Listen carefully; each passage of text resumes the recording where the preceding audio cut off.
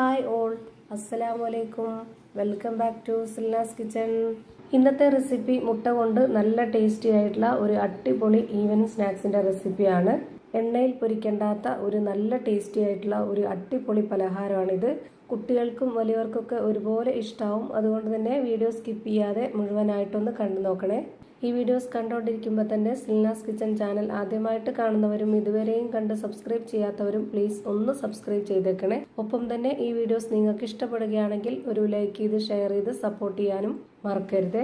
അപ്പോൾ ഈ ഒരു പലഹാരം തയ്യാറാക്കാനായിട്ട് ആദ്യം തന്നെ മാവ് തയ്യാറാക്കിയെടുക്കണം. അപ്പോൾ അതിന് വേണ്ടിയിട്ട് ഞാനിവിടെ 1/2 കപ്പ് അളവിൽ 2 കപ്പ് വെള്ളം ഒരു പാത്രത്തിലേക്ക് ഒഴിച്ചു കൊടുത്തിട്ടുണ്ട്. ഇതിലേക്ക് ആവശ്യത്തിനുള്ള ഉപ്പും 1 സ്പൂൺ അളവിൽ പഞ്ചസാരയും 1/2 സ്പൂൺ അളവിൽ ഈസ്റ്റും 1 നുള്ള് സോഡാപ്പൊടിയും 2 ടേബിൾ സ്പൂൺ അളവിൽ ഓയിലും ഒഴിച്ചു കൊടുക്കുന്നുണ്ട്.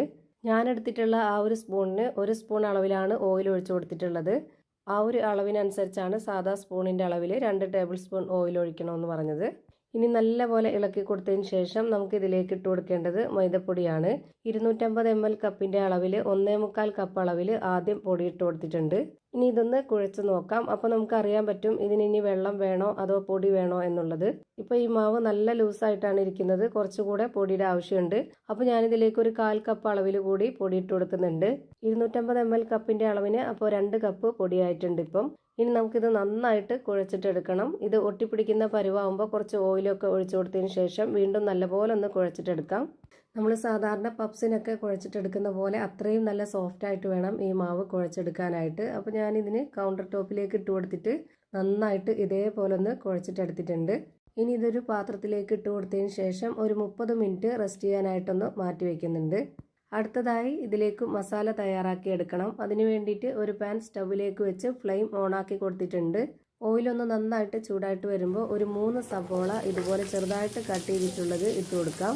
ഈ ഒരു മസാലയുടെ പ്രത്യേകത എന്ന് പറയുന്നത് നല്ല പോലെ വെന്ത് കുഴഞ്ഞ് കിട്ടണം.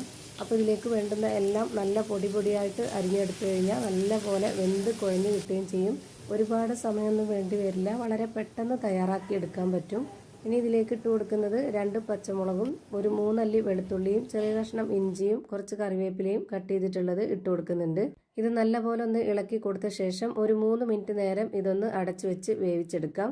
3 മിനിറ്റ് കഴിയുമ്പോഴേക്ക് ഇത് പകുതി വേവായിട്ടുണ്ടാവും. ഇനി നമുക്കിതിലേക്ക് പൊടികൾ ഇട്ട് കൊടുക്കാം. എന്നിട്ട് ഒന്നുകൂടി അടച്ചു വെച്ച് വേവിച്ചെടുക്കണം. അപ്പോൾ ഒന്നുകൂടി നന്നായിട്ട് വെന്ത് കുഴഞ്ഞു കിട്ടും. ഇതിലേക്ക് ഞാനിപ്പോൾ 1 സ്പൂൺ അളവിൽ മുളക് പൊടിയും 1 നുള്ള് ഗരം മസാലപ്പൊടിയും 1 നുള്ള് പെരിഞ്ജീരകപ്പൊടിയും 1 നുള്ള് മഞ്ഞൾപ്പൊടിയും ആവശ്യത്തിനുള്ള ഉപ്പും ഇട്ട് കൊടുത്ത് ഇത് നന്നായിട്ട് ഇളക്കി കൊടുത്തതിന് ശേഷം ഇതൊന്ന് അടച്ചു വെച്ച് ഒരു 2 മിനിറ്റ് നേരം കൂടി ഇതൊന്ന് വേവിച്ചെടുക്കാം. 2 മിനിറ്റിന് ശേഷം ഇതൊന്ന് തുറന്നു നോക്കാം. ഇപ്പോൾ ദാ നല്ല പോലെ വെന്ത് കുഴഞ്ഞു കിട്ടിയിട്ടുണ്ട്. ഈ പരുവത്തിൽ കിട്ടണം നമ്മുടെ ഈ ഒരു മസാല. എന്നാൽ മാത്രമേ നമ്മൾ ഉണ്ടാക്കിയെടുക്കുന്ന ഈ ഒരു പലഹാരവും നല്ല ടേസ്റ്റി ആയിട്ട് കിട്ടുള്ളൂ. ഇതിൻ്റെ ഫ്ലെയിം ഓഫ് ചെയ്ത് കൊടുത്തതിന് ശേഷം ഇതൊന്ന് മാറ്റി വെക്കുന്നുണ്ട്. അടുത്തതായിട്ട് നേരത്തെ കുഴച്ച് മാറ്റി വെച്ചിരുന്ന ആ ഒരു മാവ് നോക്കാം. ഇപ്പോൾ ഇതിൽ കൈകൊണ്ടൊന്ന് തൊട്ട് നോക്കുമ്പോൾ തന്നെ നമുക്കറിയാൻ പറ്റും മാവ് നല്ല സോഫ്റ്റ് ആയിട്ട് പഞ്ഞ് പോലെ കിട്ടിയിട്ടുണ്ട്.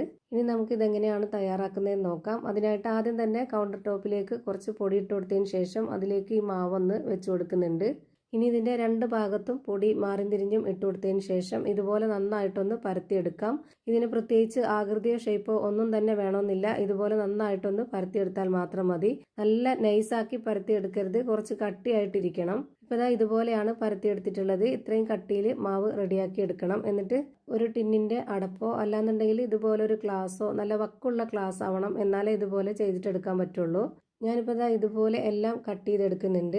ഇപ്പോൾ ഞാൻ ഈ കട്ട് ചെയ്തെടുത്തതിൽ നിന്നും ഒരു പീസ് എടുത്ത് കാണിച്ചു തരാം. ഇതുപോലെ വേണം റെഡിയാക്കി എടുക്കാൻ. എന്നിട്ട് നമുക്കിതൊന്ന് കൈകൊണ്ട് ഇതുപോലെ മെല്ലെ ഒന്ന് ഈ മാവ് വലിച്ചു കൊടുത്തതിന് ശേഷം ഇതിലേക്ക് നേരത്തെ റെഡിയാക്കി വെച്ചിട്ടുള്ള ആ ഒരു മസാലയിൽ നിന്നും കുറച്ചെടുത്ത് ഇതുപോലെ വെച്ച് കൊടുത്തിട്ട് പുഴുങ്ങിയ മുട്ട 2 ആക്കിയതിന് ശേഷം അതിലൊരു പീസ് ഇതുപോലെ ഒന്ന് കമിഴ്ത്തി വെച്ച് കൊടുക്കാം.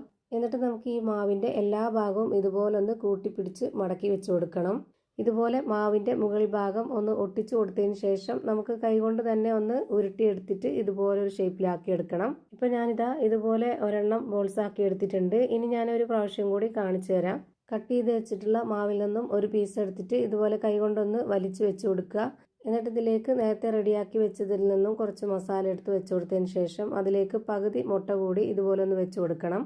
എന്നിട്ട് ഈ മാവിൻ്റെ എല്ലാ ഭാഗത്തു നിന്നും ഒരുമിച്ച് കൂട്ടിപ്പിടിച്ച് വെച്ച് കൊടുത്തതിന് ശേഷം ഇതിൻ്റെ മുകളിലൊന്ന് ഒട്ടിച്ച് വെച്ച് കൊടുത്തിട്ട് ഇതേപോലെ ഒന്ന് ബോൾസ് ആക്കി എടുക്കണം. ഇതുപോലെ തന്നെ നമുക്കെല്ലാം റെഡിയാക്കി എടുക്കാം. ഇനി അടുത്തതായിട്ട് ഒരു ബൗളിലേക്ക് ഒരു കോഴിമുട്ട പൊട്ടിച്ച് ഒഴിച്ചു കൊടുത്തതിന് ശേഷം ഇതൊന്ന് നന്നായിട്ട് അടിച്ചെടുക്കുന്നുണ്ട്. ഇതേപോലെ നന്നായിട്ട് അടിച്ചെടുത്ത ശേഷം ഇതൊന്ന് മാറ്റി വെച്ചേക്കാം. ഇനി അടുത്തതായിട്ട് ഞാനിവിടെ ഒരു പാൻ സ്റ്റവിലേക്ക് വെച്ച് ഫ്ലെയിം ഓണാക്കി കൊടുത്തിട്ടുണ്ട്. അതിലേക്ക് കുറച്ച് ഓയിൽ ഒഴിച്ചു കൊടുക്കുന്നുണ്ട്. ഓയിൽ ഒന്ന് നന്നായിട്ട് സ്പ്രെഡ് ചെയ്ത് കൊടുക്കാം. ഇതുപോലെ പാനിൻ്റെ എല്ലാ ഭാഗത്തേക്കും നല്ലപോലെ ഒന്ന് സ്പ്രെഡ് ചെയ്ത് കൊടുക്കണം. ഞാനിപ്പോൾ ഇത് ലോ ഫ്ലെയിമിലാണ് വെച്ചിരിക്കുന്നത്. ഇനി നമുക്ക് ഇതിലേക്ക് ഓരോന്നോരോന്നായി അടുക്കി വെച്ച് കൊടുക്കാം. ഇത് വേവാനായിട്ട് എത്ര സമയം എടുക്കുന്നോ അത്രയും സമയം വരേക്കും നമുക്കിത് ലോ ഫ്ലെയിമിൽ തന്നെ വെച്ച് വേവിച്ചെടുക്കണം. ഇത് എണ്ണയിൽ പൊരിച്ചെടുക്കണം എന്ന് നിർബന്ധമുള്ളവർക്ക് എണ്ണയിൽ പൊരിച്ചെടുക്കാം. അതല്ലാന്നുണ്ടെങ്കിൽ ഓവനിൽ ബേക്ക് ചെയ്തെടുക്കാം. എങ്ങനെ വേണമെങ്കിലും ചെയ്തിട്ടെടുക്കാവുന്നതാണ്. എണ്ണയിൽ പൊരിക്കാതെ പലഹാരം തയ്യാറാക്കിയെടുക്കണമെന്നുള്ളവർക്കൊക്കെ ഇതുപോലെ ചെയ്തിട്ടെടുക്കാവുന്നതാണ്. ഞാനിപ്പോൾ ഇതെല്ലാം അടുക്കി വെച്ച് കൊടുത്തതിന് ശേഷം ഇതിന് മുകളിലേക്ക് നേരത്തെ റെഡിയാക്കി വെച്ചിട്ടുള്ള ആ ഒരു മുട്ട ഇതുപോലെ ഒന്ന് ബ്രഷ് ചെയ്ത് കൊടുക്കുന്നുണ്ട്. നോമ്പ് തുറക്കുന്ന സമയത്തൊക്കെ നമുക്ക് എണ്ണ പലഹാരം ഇഷ്ടമല്ലാത്തവർക്കൊക്കെ ഇതുപോലെ ചെയ്തിട്ടെടുക്കാവുന്നതാണ്. ഇനി ഇതൊന്ന് അടച്ചു വെച്ച് വേവിച്ചെടുക്കാം. ഇതിൻ്റെ ഈ ഒരു ഹോൾ ഭാഗത്ത് പേപ്പർ തിരികെ വെച്ച് കൊടുത്തിട്ടുണ്ട്. എയർ ടൈറ്റ് ചെയ്ത് വെച്ചിരുന്നാലേ ഇത് നന്നായിട്ട് പെട്ടെന്ന് തന്നെ കുക്ക് ചെയ്ത് കിട്ടുള്ളൂ. ഒരു 20 മിനിറ്റ് സമയമായിട്ടുണ്ടാവും. ഇപ്പോൾ ഇതിൻ്റെ ഒരു ഭാഗം നന്നായിട്ട് വെന്ത് വന്നിട്ടുണ്ട്. ഇനി ഇതെല്ലാം ഒന്ന് തിരിച്ചിട്ട് കൊടുക്കാം. തിരിച്ചിട്ട് കൊടുത്തതിന് ശേഷം ഒരു 5 മിനിറ്റോളം ഇതൊന്ന് വേവിച്ചെടുക്കണം. എന്നാൽ മാത്രമേ കറക്റ്റ് പരുവത്തിന് വെന്ത് കിട്ടുള്ളൂ. ഇപ്പോഴും ഞാനിത് ലോ ഫ്ലെയിമിൽ തന്നെയാണ് വെച്ചിരിക്കുന്നത്. ഇനി ഇത് വെന്ത് കിട്ടുന്നവരേക്കും ലോ ഫ്ലെയിമിൽ തന്നെ വെച്ചിരിക്കാവുള്ളൂ. ഇപ്പോൾ ഞാനിതാ എല്ലാം തിരിച്ചിട്ട് കൊടുത്തിട്ടുണ്ട്. ഇനി ഇതൊന്ന് അടച്ചു വെച്ചിട്ട് ഒരു 5 മിനിറ്റ് നേരവും കൂടെ വേവിച്ചെടുക്കാം. 5 മിനിറ്റ് സമയം കഴിഞ്ഞിട്ടുണ്ട്. ഇനി നമുക്കിതൊന്ന് തിരിച്ചിട്ട് കൊടുത്ത് നോക്കാം. ഇപ്പോൾ ദാ രണ്ട് ഭാഗവും നന്നായിട്ട് വെന്ത് കിട്ടിയിട്ടുണ്ട്. നമുക്കിനി ഇതെല്ലാം ഈ പാനിൽ നിന്ന് എടുത്തു മാറ്റാം. ഇതുപോലെ തന്നെ എല്ലാം വേവിച്ചെടുത്ത് ഞാനൊരു പാത്രത്തിലേക്ക് മാറ്റിയിട്ടുണ്ട്. ഇപ്പോൾ ദാ നല്ല ടേസ്റ്റി ആയിട്ടുള്ള നല്ല സോഫ്റ്റ് ആയിട്ടുള്ള പഞ്ഞ് പോലെ ഒരു അടിപൊളി പലഹാരം റെഡിയായി കിട്ടിയിട്ടുണ്ട്. ഇതിൻ്റെ ഈ ഒരു സ്കിൻ ഭാഗം കഴിക്കുമ്പോൾ നമുക്ക് പപ്സിൻ്റെ ആ ഒരു സ്കിന്നൊക്കെ കഴിക്കുന്നതിൻ്റെ അതേ ടേസ്റ്റാണ്. നല്ല പഞ്ഞ് പോലെ ഇരിക്കുന്ന ഒരു അടിപൊളി റെസിപ്പിയാണ്. എന്തായാലും ട്രൈ ചെയ്ത് നോക്കാൻ മറക്കണ്ട. തീർച്ചയായിട്ടും എല്ലാവർക്കും ഒരുപോലെ ഇഷ്ടമാവും. അപ്പോൾ ഇത്രയേ ഉള്ളൂ ഇന്നത്തെ വീഡിയോ ഇഷ്ടമായാൽ ലൈക്ക് ചെയ്യാനും കമൻറ്റ് ചെയ്യാനും ഷെയർ ചെയ്യാനും മറക്കരുത്. അതുപോലെ തന്നെ ഞാനിടുന്ന പുതിയ വീഡിയോസ് നോട്ടിഫിക്കേഷനായിട്ട് കിട്ടുന്നതിന് വേണ്ടി സബ്സ്ക്രൈബ് ചെയ്ത് ബെല്ലൈക്കൺ അമർത്തി അതിൽ ഓൾ എന്ന ഓപ്ഷൻ എനേബിൾ ചെയ്ത് കൊടുക്കാനും മറക്കരുത്.